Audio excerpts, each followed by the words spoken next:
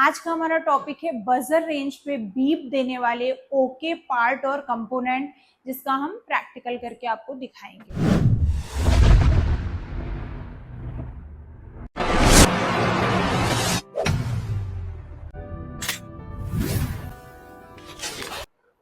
Welcome to SM next generation institute. आप सभी का SM next generation institute Agra में स्वागत है। देखिए, आज हम नया टॉपिक लेके आए हैं। जैसे पिछला टॉपिक आपने देखा मल्टीमीटर का इंट्रोडक्शन किया, हम मोबाइल में कैसे मल्टीमीटर को यूज करें। अब हम उसमें स्टेप बाय स्टेप जो भी हमारी 4 रेंज है उसको डिस्क्राइब करेंगे। तो आज का हमारा रेंज है बजर रेंज। तो बजर रेंज पे कई कंडीशन होती हैं। बजर रेंज पे टोटल 3 कंडीशन होती हैं।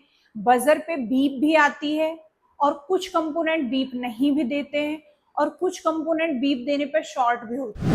तो आज का हमारा टॉपिक है बजर रेंज पे बीप देने वाले ओके पार्ट और कंपोनेंट, जिसका हम प्रैक्टिकल करके आपको दिखाएंगे। तो बजर रेंज पे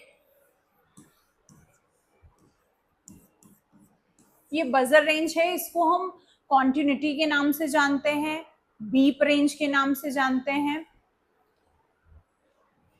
इसमें 0 ओम से लेकर 1000 ओम तक रीडिंग चेक की जा सकती है। अगर आपको रेजिस्टेंस चेक करना है तो 0 से 1000 ओम तक चेक हो जाएगा। लेकिन बीप कौन देगा?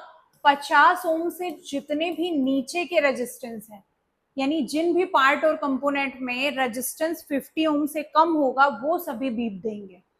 जैसे पार्ट की बात करते हैं, हम सबसे पहले पार्ट की लिस्ट बनाते हैं। पार्ट में आपका आएगा रिसीवर। रिसीवर मतलब ईयर स्पीकर, कान वाला स्पीकर। जब हम कॉल पे बात करते हैं तो ये जो हमारा स्पीकर है जिसपे आवाज आती है, ईयर स्पीकर, ये 50 ओम से कम इसका रेजिस्टेंस होता है तो ये बजर रेंज पे बीप देगा। It means okay. इसके अंदर सिंपली कॉइल पड़ी होती है। दूसरा, लाउड स्पीकर यानी रिंगर के नाम से आप जानते हो देसी लैंग्वेज में। तो रिंगर मतलब गाना बजने वाला, जो फोन के किसी भी हिस्से में स्पीकर लगा होता है, उसकी भी रेजिस्टेंस 50 ओम से कम होती है तो वो भी बीप देगा। इसका रेजिस्टेंस भी हम लिखते जाते हैं। रिसीवर का रेजिस्टेंस है 27 से 40 ओम और रिंगर का रेजिस्टेंस है 7 से 10 ओम। ये सभी क्या है? 50 से नीचे वाले हैं। अब देखिए, रिंगर मतलब लाउड स्पीकर, ज्यादा आवाज आती है इसलिए रेजिस्टेंस कम है, क्योंकि आवाज पावर ज्यादा के लिए रुकावट कम होनी चाहिए। यहाँ पे आवाज सिर्फ कान में आती है इसलिए इसका रेजिस्टेंस ज्यादा है, जिससे कि वोल्टेज कम आए और आवाज भी कम आए। तीसरा है आपका मोटर। तो मोटर मतलब वाइब्रेटर, ये सारे बीप नहीं देते हैं, कुछ बीप देते हैं। रीजन 10 से 60 रेजिस्टेंस होता है, तो जो भी 50 ओम से कम वाले हैं वो सारी मोटर क्या करेंगी? बीप देंगी। इट मीन्स वो ओके हैं। तो ये सारे पार्ट हैं जो बजर पे बीप देने पर ओके हैं। अभी स्टेप बाय स्टेप हम चेक करते हैं। अब हम इधर एक लिस्ट बनाते हैं कंपोनेंट की।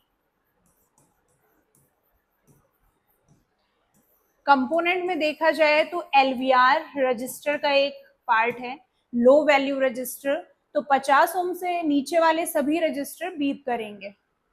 जैसे इसमें आएगा आपका फ्यूज रजिस्टर, ये कितने का होता है? ये आपका होता है 0 ओम के लगभग, तो 0 ओम वाला तो बीप करेगा ही। दूसरा है CS register, current sensing register. ये भी क्या करता है? बजर पे बीप करता है। रीजन, इसकी वैल्यू 0 ओम से कम होती है, जैसे 0.22 ओम,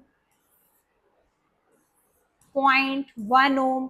तो ये सब 1 ओम से कम है, तो ये सब क्या करेंगे? बीप देंगे। दूसरे में आपकी आएगी कॉइल। जितनी भी तरीके की इंडक्टर हैं, चाहे वो बूस्ट कॉइल हो, बक कॉइल हो, नॉर्मल कॉइल हो, सबका रेजिस्टेंस 2.5 ओम से कम होता है, तो सब बीप देंगी।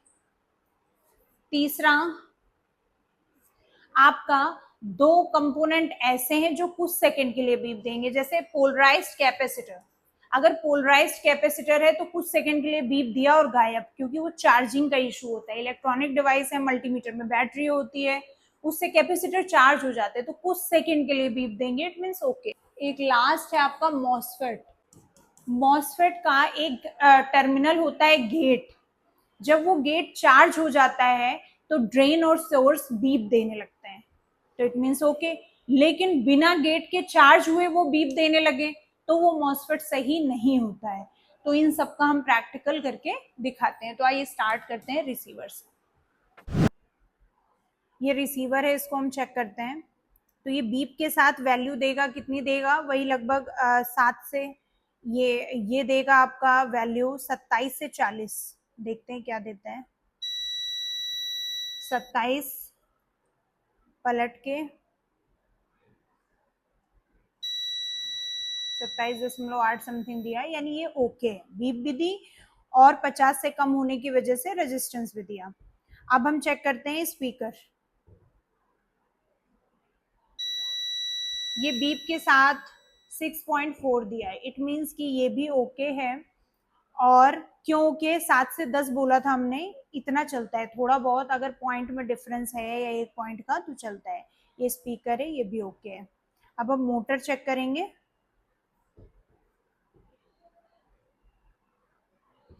अब देखिए ये मोटर कोई वैल्यू नहीं दे रहा, तो हो सकता है इसका रेजिस्टेंस हाई हो सकता है ये खराब हो गया है। तो इसका देसी तरीका भी है, इसे हम डायरेक्ट वोल्टेज दे के वाइब्रेट करा के भी चेक कर सकते हैं। तो देखिए अब हम चेक करते हैं कंपोनेंट्स। पहला है हमारा एलवीआर। ये एलवीआर लगा है लगभग 2.5 ओम का, जो कि ये बीप दे रहा है। मल्टीमीटर भी सही है, 0 आ रहा है दोनों प्रोब को टच करने पर, वहां 2.5 आ रहा है, यानी ये 2.5 ओम का एलवीआर है। अब हम आगे बढ़ते हैं। आपको अभी रजिस्टर की एक वैरायटी एलवीआर चेक करके दिखाया, अब हम कॉइल चेक करके दिखाते हैं। तो कॉइल में ये देखिएगा,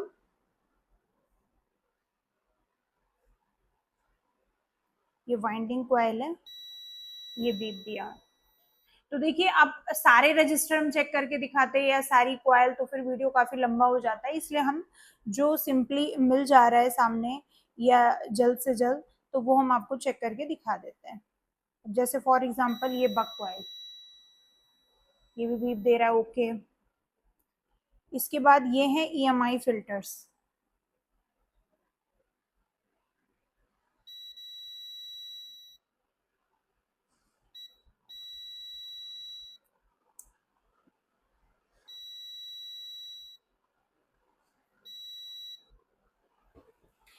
तो ये है जो कुछ कंपोनेंट्स बीप देने पर एकदम ओके होते हैं।